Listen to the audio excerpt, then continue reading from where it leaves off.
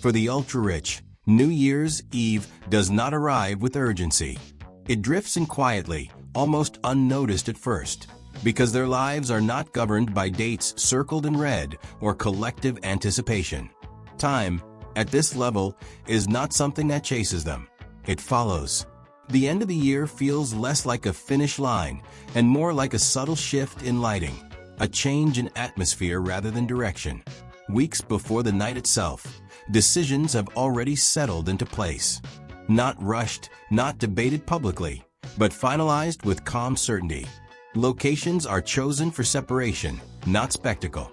The goal is never to be seen, only to be undisturbed. Islands where air traffic is sparse and carefully controlled.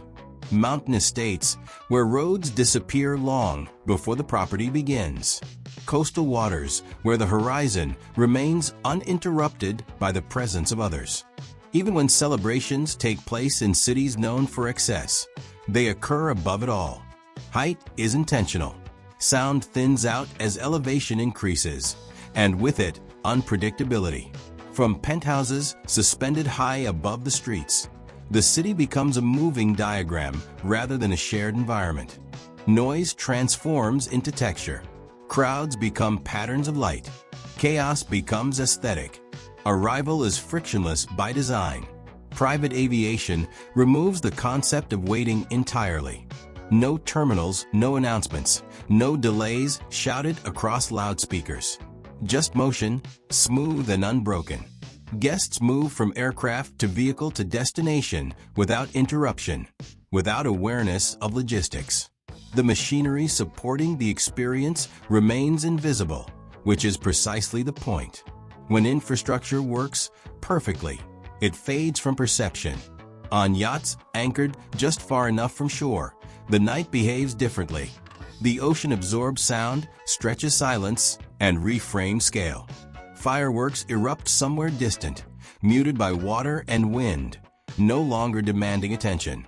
Music plays softly, carefully chosen to complement the environment rather than dominate it. Every detail exists in balance. Nothing overwhelms the senses because overwhelm is associated with loss of control. The spaces themselves are curated to remove friction from movement and thought. Furniture is placed with intention, never excessive, never ornamental. Surfaces are clean, lines uninterrupted.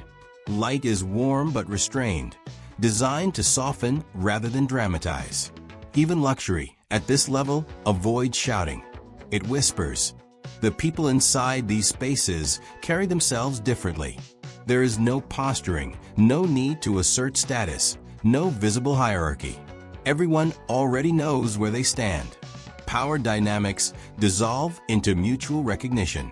Conversations flow without effort, skipping the preliminaries that dominate ordinary social interaction. There is no resume exchange, no proving ground. Context is assumed. Topics drift effortlessly from global markets to technological shifts, from private reflections on personal evolution to abstract discussions about risk, leverage, and timing.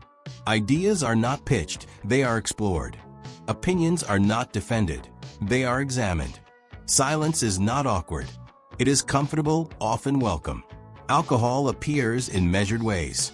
A glass raised slowly, not to escape the moment, but to underline it. Excess would blur perception, and perception is valued above indulgence. The goal is not to forget the year that passed, but to integrate it. Every experience becomes data. Every outcome becomes insight. Phones remain mostly absent, resting face down or left behind entirely. Not out of discipline, but disinterest. There is nothing to prove, nothing to capture. Documentation implies an audience, and this night is not meant for one. Privacy is not a luxury here. It is a baseline. As midnight approaches, there is no collective gathering, no synchronized countdown. Time is acknowledged individually, almost casually. Someone glances at a watch. Someone else notices fireworks blooming faintly against the sky. The year turns without ceremony. No cheer rises. No moment demands recognition. Transition happens quietly, like a tide shifting direction. For some, midnight doesn't occur in a fixed location at all. It happens mid-flight, somewhere between continents, where time zones blur and geography becomes abstract. At cruising altitude, the Earth below reduces itself to constellations of light, cities glowing like circuitry. From above, systems reveal themselves clearly. Patterns emerge. Borders lose relevance. Inside the cabin, voices remain low. Conversations continue uninterrupted. The change of year is acknowledged with a glance, a nod, a faint smile. Nothing resets. Momentum continues forward, uninterrupted by symbolism.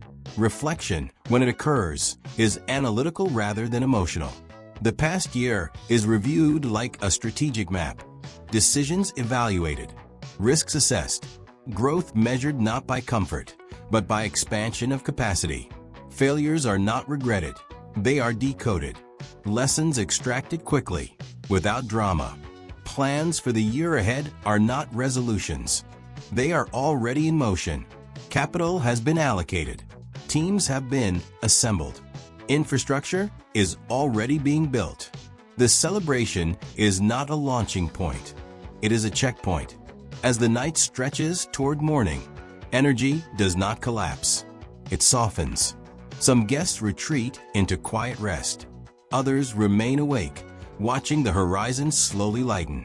Dawn arrives without announcement, washing the environment in pale gold.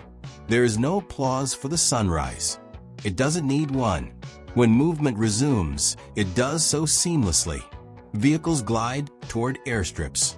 Crews restore spaces without ever appearing to work. Routes change. Itineraries adjust. Life continues at a speed that never truly slowed. Meanwhile, the rest of the world wakes into aftermath. Crowded streets, missed calls, half-remembered moments, photos taken for proof rather than memory. But here, the night leaves no residue. No recovery is required. No recalibration needed. This is the real distinction. Not wealth as spectacle, but wealth as insulation. The ability to experience change without disruption, to move through time without urgency, to celebrate without excess.